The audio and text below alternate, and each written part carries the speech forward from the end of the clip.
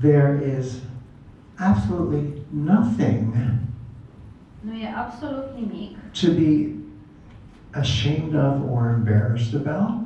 de care să ne fie rușine sau să ne simțim prost. If we get a cold Dacă, de exemplu, ne răcim or flu sau luăm o gripă or food poisoning, sau ne otrăvim cu mâncare, facem o intoxicație alimentară.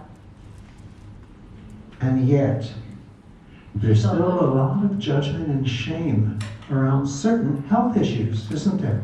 Există o grămadă de rușine și vinovăție legată de anumite probleme de sănătate.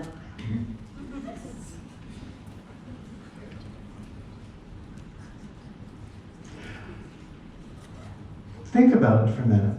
Gândiți-vă un pic la chestia asta. How much guilt and shame was there around things such as tuberculosis way back when? Câtă rușine și vinovăție era în jurul conceptului de tuberculoză, de exemplu, în vremurile mai de demult? Leprosy.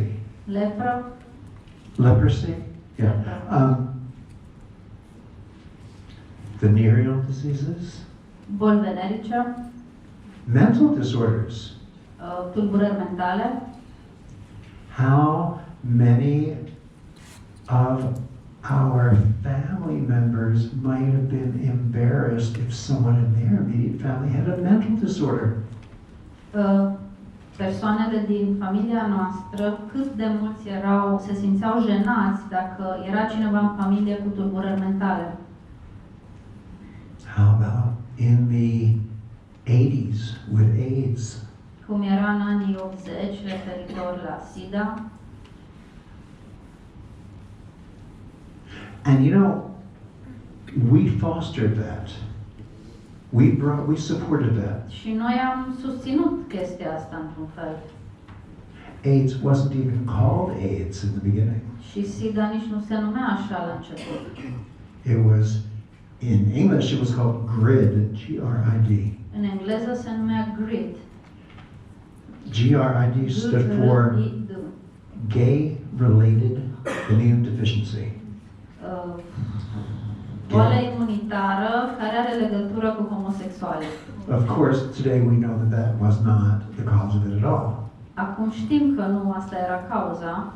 But look how we foster guilt, how we push guilt onto others, and when we do that, we receive guilt ourselves. Dar vedeți cum noi întreținem vinovăția, o proiectăm asupra altora și la modul ăsta primim și noi o doză de vinovăție.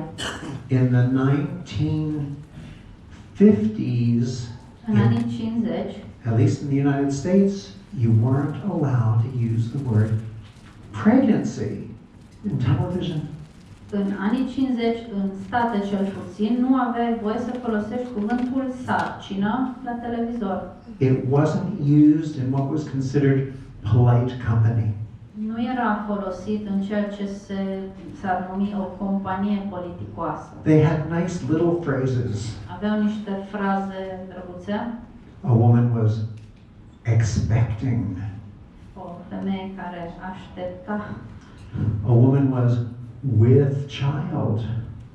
O femeie care purta copil, purtătoare de copil. Or in a family way, or just in that way. Sau în acel mod. It was almost as if something was wrong with her and giving birth to the baby was her healing. Deci ca și cum ceva ar fi fost în neregulă cu ea și prin nașterea copilului practic se vindeca. Now I know I'm crossing cultures. I'm sharing Western United States culture and some of it may not obviously apply. Știu că aici pot exista anumite diferențe culturale. Eu vorbesc despre ceea ce se întâmplă în Statele Unite și poate anumite chestii nu se aplică și la voi. If I'm making some degree of sense here, please raise your hand so I know. Dacă face sens ceea ce spun eu, ridicați mâna ca să știu. Good, thank you. By the way, if I ask you to raise your hands, Dacă vă rog să ridicați mâna, this is raising your hand, Asta înseamnă să ridici mâna. And this is checking your manicure. Și asta înseamnă să verifici manicura. I can't see this. Nu pot să văd asta. I can see this. În schimb, văd dacă ridicați mâna.